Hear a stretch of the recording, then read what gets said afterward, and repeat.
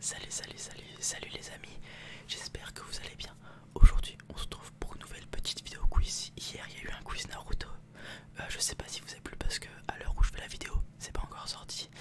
Cela dit, la semaine d'avant j'ai fait une vidéo sur les records sportifs.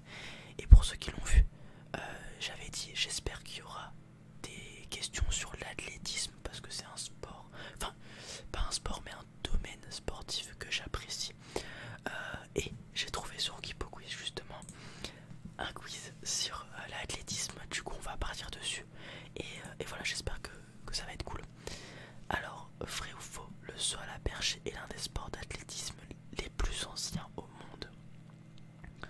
Je ne pense pas, parce que si on remonte les JO à l'Antiquité, le marathon existait, il y avait de la lutte, il y avait de la course à pied, de la course de char peut-être même possible, mais le saut à la perche, je n'en ai jamais entendu parler, du coup ça m'étonnerait. Ok, bon bah j'aurais dû fermer ma bouche. La réponse est vraie, les historiens ont découvert des peintures datant de 500 avant Jésus-Christ, montrant des athlètes effectuant des sauts à la perche à l'aide des lances qu'ils utilisaient en combat. Ok, bon bah je me suis trompé. Vrai ou faux, l'armée américaine a été le premier groupe à lancer un boulet de canon à titre d'événement sportif? Un boulet de canon, bon ça devait être du coup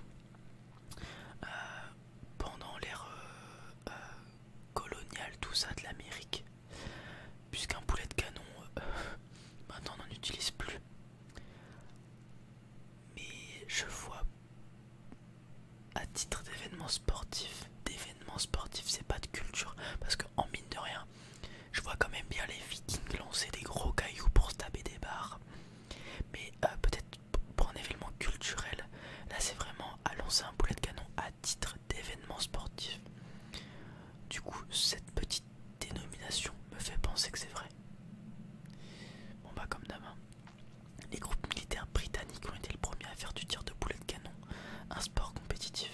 Ok, donc c'est pas l'armée américaine, c'est l'armée britannique. Avant cela, des pierres étaient utilisées lors de compétitions de tir.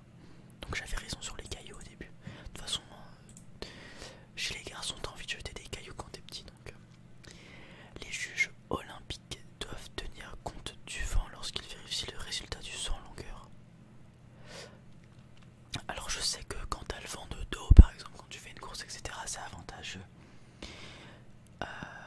Par contre, est-ce que c'est pris en compte? Je vois pas pourquoi ça serait pris en compte.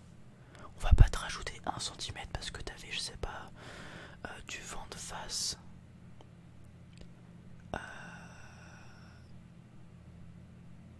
Je sais pas. Je pense que c'est faux. Non, c'est grave. Les juges utilisent une formule mathématique pour déterminer si l'élan de l'athlète a été favorisé par le vent. Et ils déduisent des points en fonction du résultat.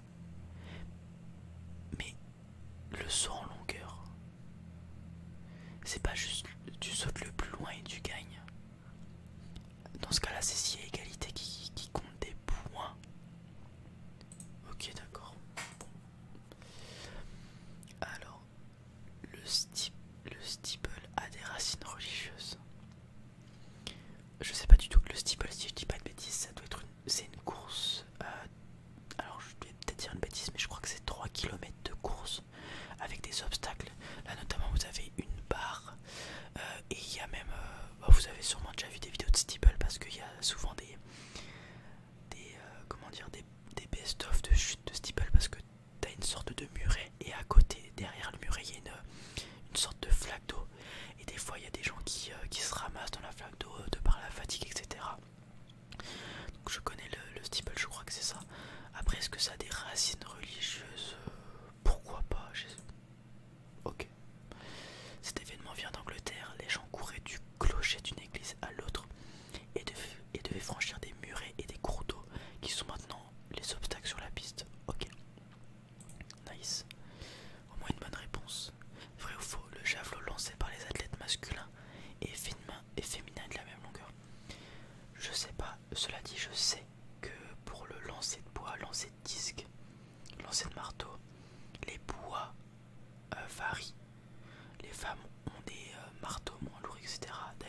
que certaines femmes,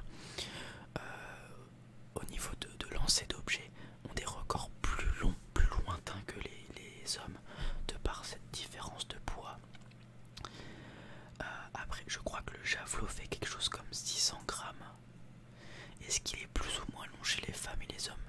C'est possible qu'il soit moins long chez la femme, du coup je vais dire vrai. Bon bah c'est dommage. La longueur du javelot tiré par les hommes est de 260 cm. J'ai la bonne réponse, je me suis trompé. J'aurais dû dire faux au lieu de vrai. C'est pas grave. Ça m'apprendra à répondre trop vite. On ignore les origines du triple saut.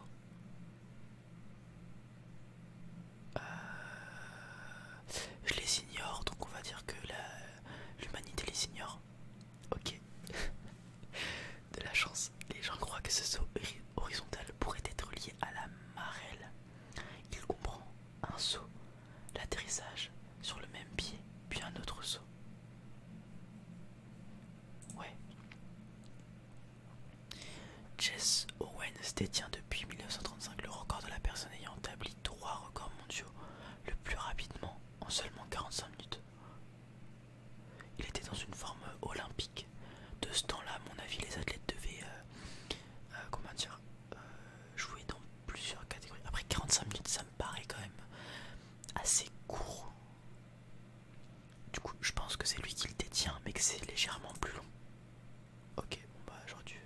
voilà. En moins d'une heure, cet athlète universitaire a réussi à pulvériser les records pour le 200 mètres haies, le saut en longueur et le sprint de 200 mètres.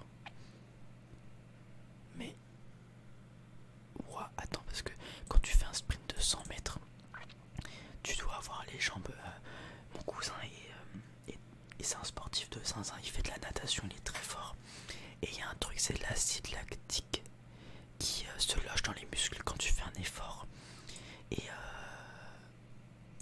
enfin, il a dû douiller le mec, enfin j'ai déjà lu en tout cas. Le sprint sur 200 mètres était un événement sportif déjà disputé à Olympie en Grèce en 776 avant Jésus-Christ. Pourquoi pas? Voilà, pourquoi pas. Lors du stadion, qui signifie stade, des athlètes couraient sur toute la longueur du stade complètement nus et sans chaussures. Ça c'est vrai que durant l'Antiquité ils se battaient nus, c'est très drôle. Notamment la lutte, enfin le sport de manière générale. Athlétisme est un terme générique qui réfère à toute activité physique dans le cadre d'un sport quelconque. Il faudrait faire de l'étymologie pour décrypter le mot.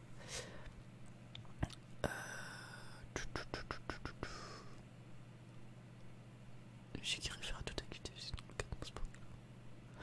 En vrai c'est possible, parce que qui réfère à toute activité physique dans le cadre d'un sport quelconque, parce que l'athlétisme c'est les trucs de base du sport, courir, sauter, etc. Et dans chaque sport on court, on saute pour certains, etc. Du coup je pense que c'est vrai. Ah vas-y, je suis éclaté au sol, ça m'énerve. La réponse est faux. Le mot athlétisme ne fait référence qu'au sport qui mise sur la vitesse et la force. Il existe deux types de compétitions, soit sur piste et sur pelouse. Okay. Vrai ou faux, ce n'est qu'en 1984 que les femmes ont commencé à participer fréquemment en course sur longue distance de plus de 3000 mètres. La vidéo de Squeezie sur la première femme qui a fait un marathon, c'était en quelle année? Faut que je m'en souvienne. C'était après Seconde Guerre mondiale, années 70, quelque chose comme ça je dirais. Du coup je pense que c'est vrai. Ok, la réponse est vraie. Cette course a été présentée aux Jeux Olympiques en 1984. Elle a été retirée après 1992 lorsque les courses de 5000 mètres et de 10 000 mètres ont été ajoutées à l'horaire. Très bien. 4 sur 10. Je suis éclaté au sol. Bon, normalement c'est 5 parce qu'il y a une question où j'avais bon, mais j'ai répondu comme une personne bête. Voilà, j'ai fait une erreur. Voilà, j'espère que cette petite vidéo vous a plu quand même. Sur l'athlétisme, franchement, j'adore regarder l'athlétisme au JO. Enfin, j'adore regarder les finales et les records du monde. Enfin, voir les performances jusqu'où le corps humain peut aller. Chez certaines personnes, ça me fascine. fascine. Je pense à titre personnel qu'on est encore pas loin, mais on va continuer à battre des records, même si on peut penser que notamment le record du Usain Bolt, le 100 mètres en 9,59 si je dis pas de bêtises, ça peut te paraître impossible de descendre.